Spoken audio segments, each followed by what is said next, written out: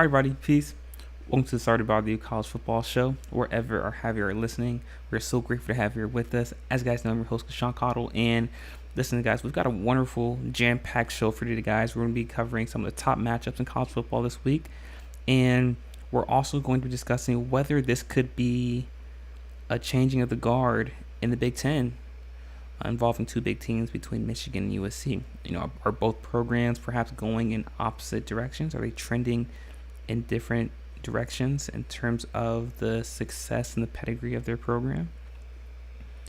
And we're also going to be discussing an SEC matchup between Tennessee and Oklahoma, two highly potent offensive teams in the SEC that are looking to possibly be upsets, play the role of upset, and play the role of underdog, and the potentiality of them, making it to the SEC championship game.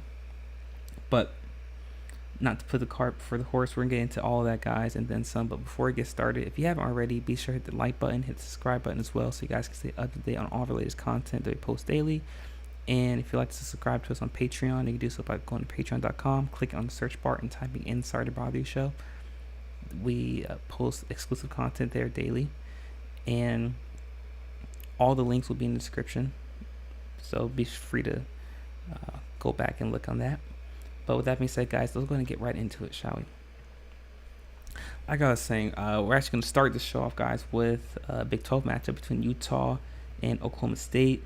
Very interesting matchup between the two teams. As you guys know, Oklahoma State had earlier in the season had an amazing victory against Arkansas at home, which they won 39-31 in double overtime.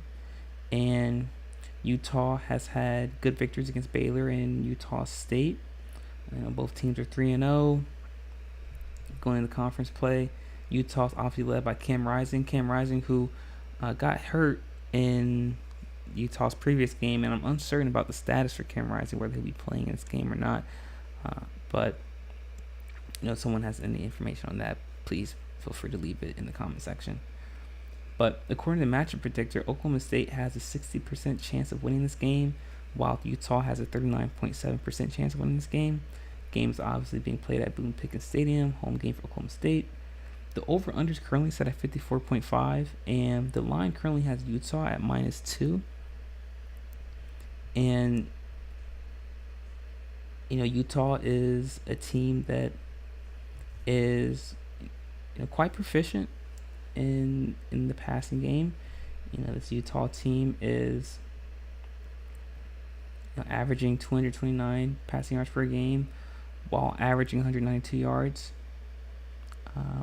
on the ground. So they are balanced, but where they really stake their claim is on the defensive end. They are only allowing 11 points per game, which is good for 21st in the country. And this is a defense that is led by its interior, particularly its D linemen. They do a great job of creating pressure. They do a great job of stopping the run, and that allows them to create better field positioning for the offense, but also allows the defense to create turnovers as well, and that obviously leads to easy scoring opportunities for the offense. Cam Rising is 18-29, 346 yards, 7 touchdowns on the season, and for Utah. And Bernard has 41 carries, 274 yards, and a touchdown. Stanley has 5 receptions, 155 yards, and 2 touchdowns. While Bowman for Oklahoma State has 8 touchdowns and 2 interceptions, and Gordon has 62 carries for 216 yards and 4 touchdowns. And Stribling has 17 receptions, 295 yards, 2 touchdowns. While Oklahoma State is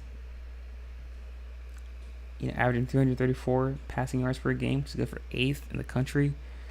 And they average 112 yards on the ground, good for 105th in the country.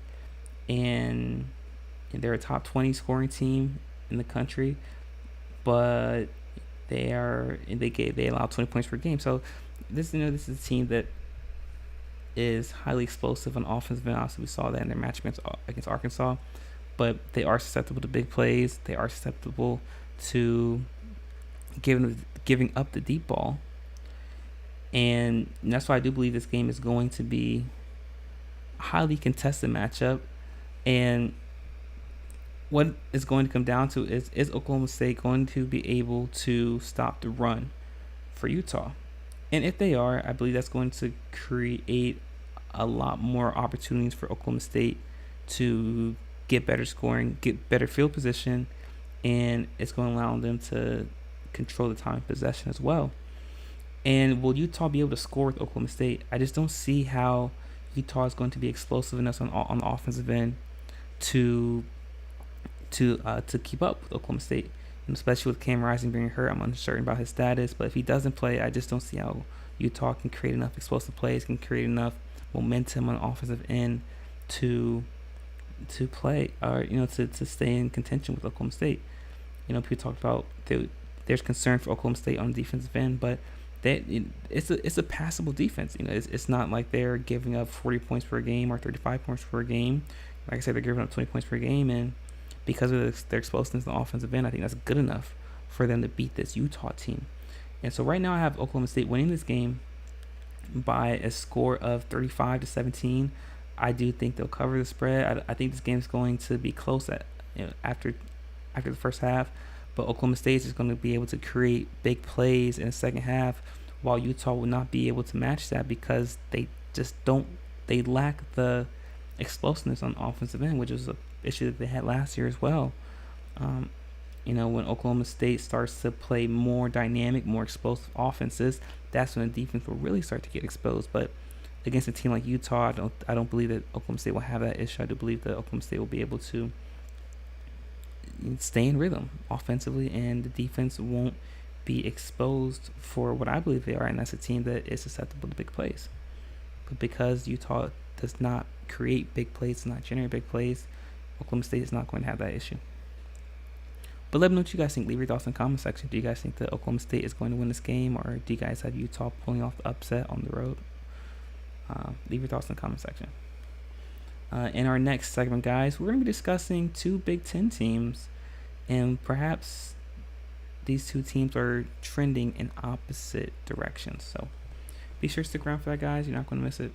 We'll be right back.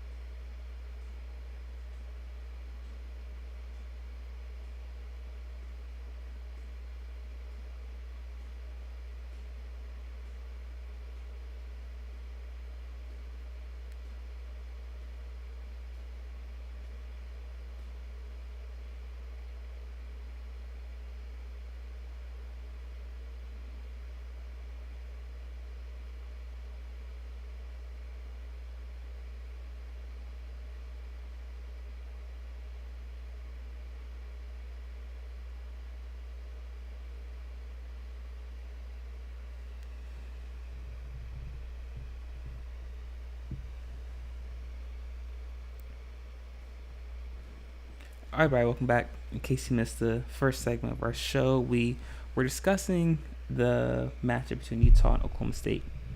And in this segment, guys, we're going to be discussing, like I said, a Big Ten matchup. Well, now a Big Ten matchup between USC and Michigan. A very interesting matchup here, guys.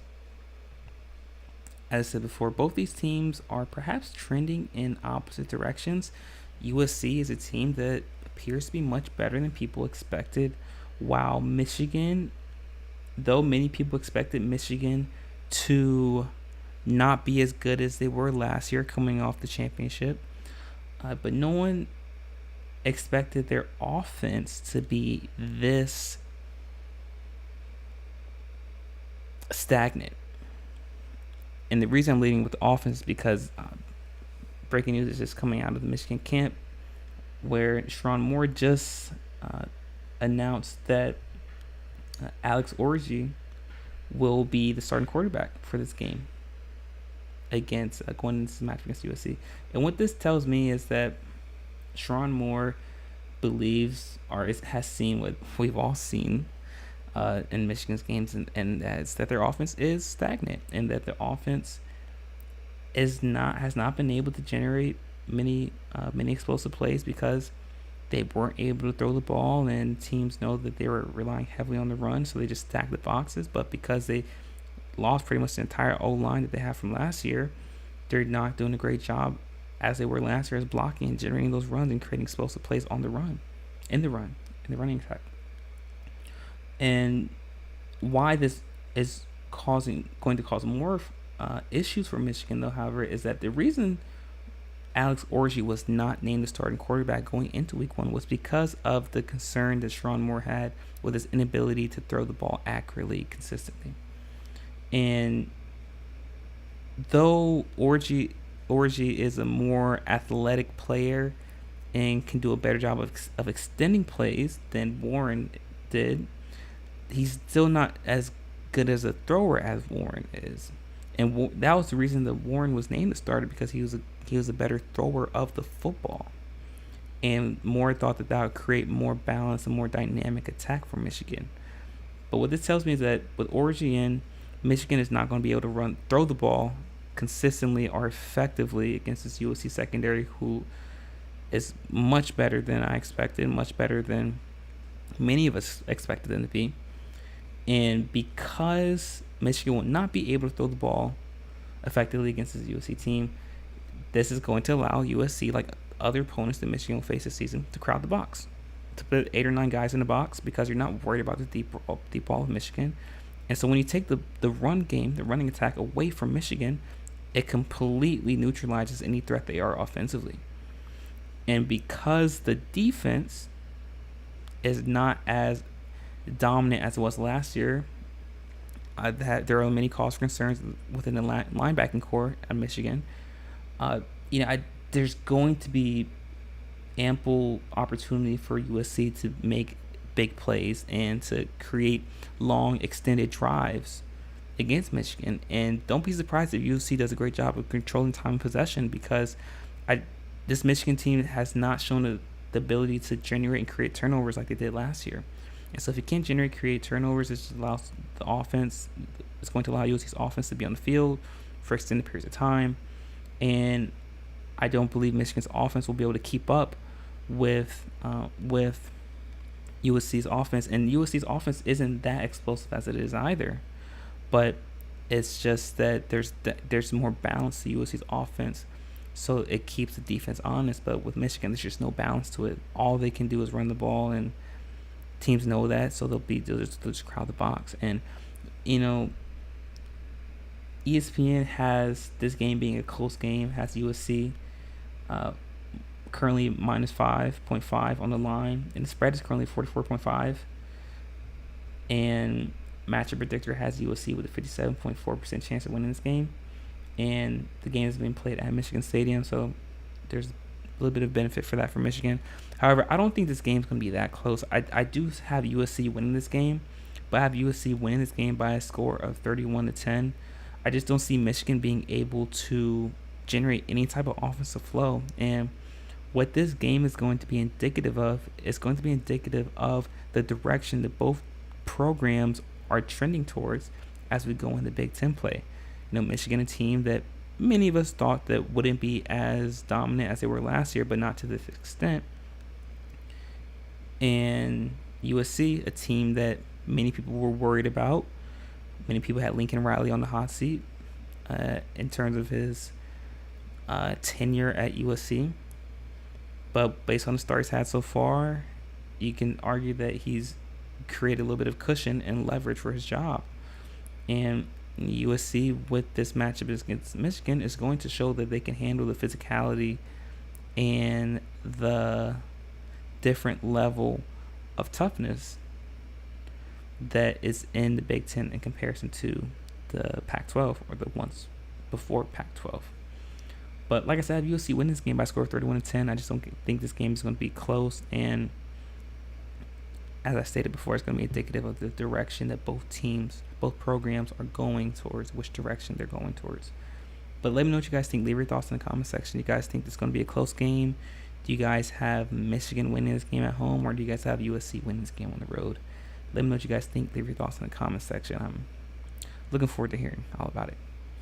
And in our next segment, guys, we're going to be discussing a very interesting, very explosive SEC matchup. So be sure to stick around for that, guys. You're not going to miss it. We'll be right back.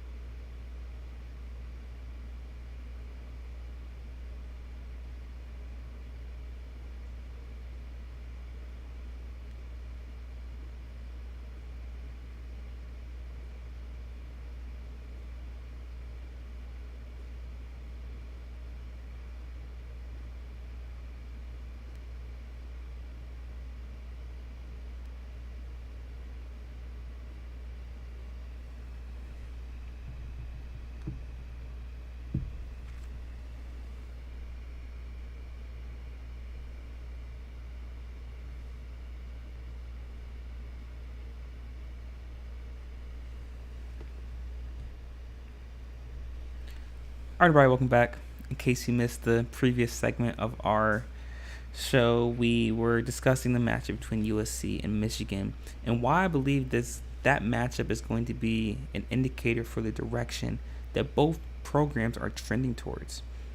USC is a program that is trending in the right direction, especially after moving to the Big Ten, while Michigan is trending in the opposite direction, coming off that championship season last year, rebuilding, retooling that offensive line and the offense as a whole. But very interesting matchup right there between USC and Michigan. And in this segment, guys, we're going to be discussing a very interesting SEC matchup, a highly explosive offensive SEC matchup between Tennessee and Oklahoma. I still have to get used to calling this an SEC matchup. My entire life, Oklahoma was obviously in the Big 12, and I just remember matchups between Oklahoma and Alabama in the Sugar Bowl and in the Cotton Bowl, and I just remember those would be really big matches because those would be matches where people would say, okay, see, look, the Big 12 can't compete with the physicality of the SEC. Or you might see a year like it was the 2013 season, but the game was played on New Year's Day, so 2014, where Oklahoma just ran up the score on Alabama. The same year that Alabama lost to Auburn on the kick six. And you see a game like that where, like I said, Oklahoma just runs up the score on Alabama. And you say to yourself, see, the SEC can't keep up with the explosiveness and the speed of the Big 12. But my entire life growing up on matchups like that and seeing that dynamic, it's interesting seeing the transition that college football has gone through over the past couple seasons with conference realignment and NIL. It's creating a new atmosphere for college football, and it has its positives, it has its perks, just like all things do. But like I said, in this matchup, guys, Tennessee, Oklahoma, both two highly explosive offensive teams. If we look at matchup predictor, Tennessee actually has a 71% chance of winning this game, while Oklahoma has a 28.9%. Game is being played at Memorial Stadium, so it's a home game for Oklahoma. And the line currently has Tennessee -7, and the over/under is currently set at 56.5. And that's about on par with in terms of the spread. That's about on par with what I believe it to be as well. Because listen, Tennessee is averaging 303 yards in the air and 336 yards on the ground. A lot of people are talking about the freshman quarterback Tennessee has, Iamaleave. Forgive me if I'm pronouncing his name wrong, but listen, the rushing attack for Tennessee is phenomenal, led by Dylan Sampson, who has 357 yards, 9 touchdowns on 49 carries. I mean, those are great numbers. They're almost very early, but those are Heisman numbers. Don't be surprised if his name is on the Heisman watch list at the end of this week. And like I said, so a lot of people are talking about the explosive offense, aerial attack of Tennessee, but it's the rushing attack that people should be concerned about. And they have the best offense in college football. They're averaging 63 points per game, and they're only giving up 4 points a game, which is good for third in the country. But we have to also understand that Tennessee has not had the most difficult schedule, and I completely understand that if you're in the SEC, why would you even think about scheduling a difficult out-of-conference schedule when you have to go up against Oklahoma, LSU, Ole Miss, Georgia, Texas, Alabama, Auburn, Mississippi State, Texas A&M, Missouri. Why would you even consider scheduling a tough out-of-conference schedule when you have to go up against those powerhouses? I just don't see the point in it, especially with the way the playoff format is set up now. Just don't need to. But Tennessee has played Chattanooga, North Carolina State, and Kent State, in which they won 69-63, 51-10, and 71-0, respectively. So it's a little difficult to get an actual approximation of what Tennessee is.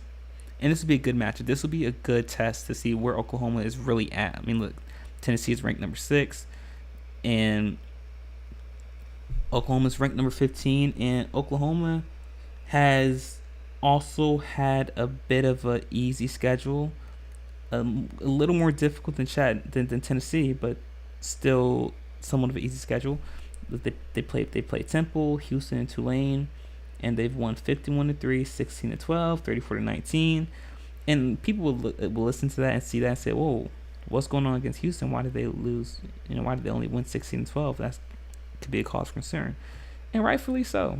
Listen, Oklahoma's averaging 166 yards in the air, which is 114th, good for 114th in the nation.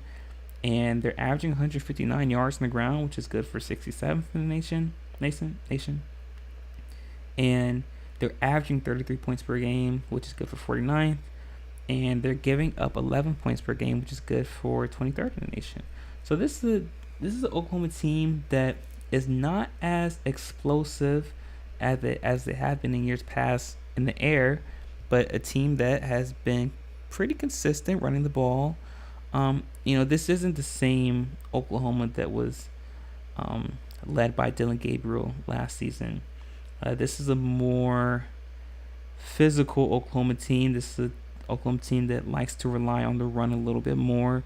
They're not as explosive in the air, like I said, but this is a great defensive team. They will be a good defensive team in the SEC. This will be the best defensive team, obviously, that Tennessee has faced so far this year. And what I'm concerned with is that Tennessee's defense hasn't had a real threat. They haven't played anyone yet to give them a cause for concern. And will that be an adjustment? Will that be a wake-up call for Tennessee? I believe that's where it's going to be. That's where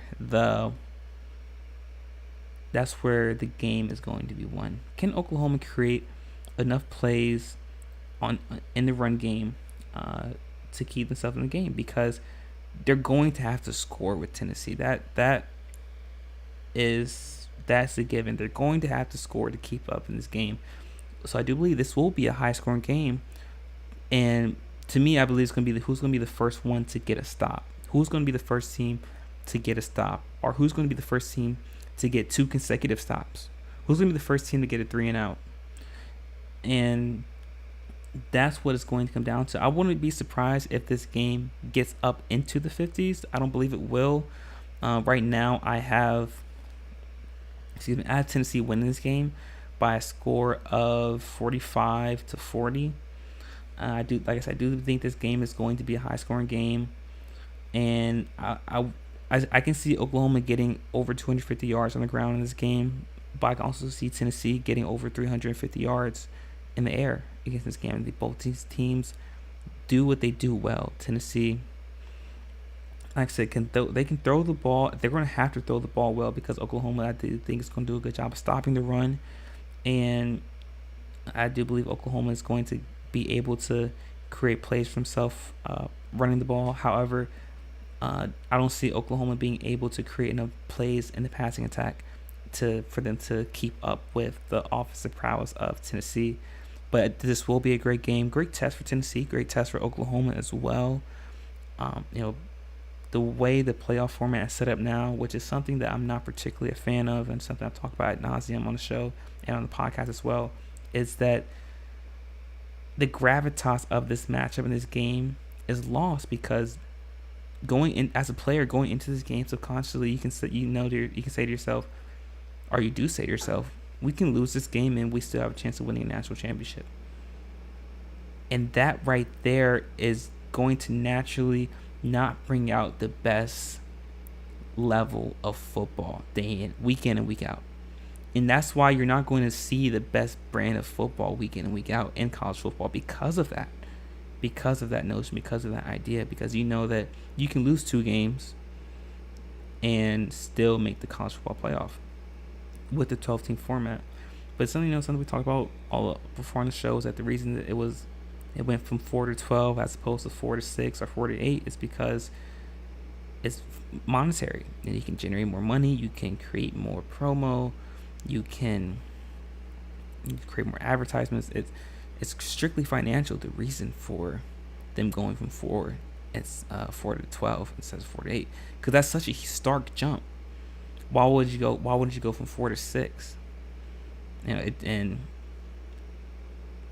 I'm not a huge proponent of this 12-team playoff format, and I'm not sure how long it will last, because what it comes down to is just you cut off the teams that I'm going to digress. I'm not going to get too much into it because it's not the point of this show. But I have Tennessee, like I said, winning this game by a score of 45-40. High scoring game. But let me know what you guys think. Leave your thoughts in the comment section. Do you guys have Tennessee winning this game, or do you guys have Oklahoma pulling off the upset? Leave your thoughts in the comment section. Leave your thoughts in the chat room. I'd love to hear all about it. But with that being said, guys, that's it for our show for today. Thank you so much for tuning in. It's been a wonderful show. We'll be back again tomorrow, guys, with another college football show where we reveal our Week 4 Heisman watch list, as well as preview a couple more matchups going on in college football. And once again, please be sure to subscribe and hit that like button as well, so you guys can stay up to date on all of our latest content that we post daily. None of this is possible without you guys, the fans. We're so grateful and honored for all the love and support that you show us, and it's an honor and a blessing and a privilege to have this platform to share with you guys my thoughts and insight on college football. But with that being said, guys, we'll be back in tomorrow, same time. Continue to stay safe, be vigilant, make smart decisions, and